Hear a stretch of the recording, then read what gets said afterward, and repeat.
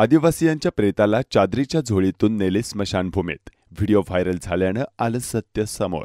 एका आदिवासी पाड्यातील आदिवासींच्या यातना मृत्यूनंतरही संपत नसल्याचं दुर्दैवी वास्तव वसई तालुक्यात पाहायला मिळालंय।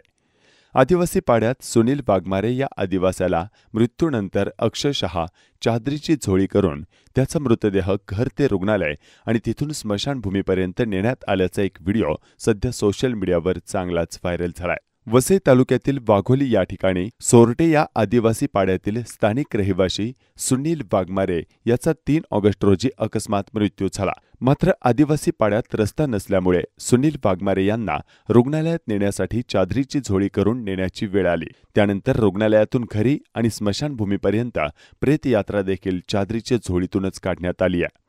आदिवासींच्या आयुष्याची अशा प्रकारे विटंबना होत असल्यानं प्रशासनाच्या विरोधात सर्वसामान्य नागरिकांकडून तीव्र संताप व्यक्त करण्यात आलाय।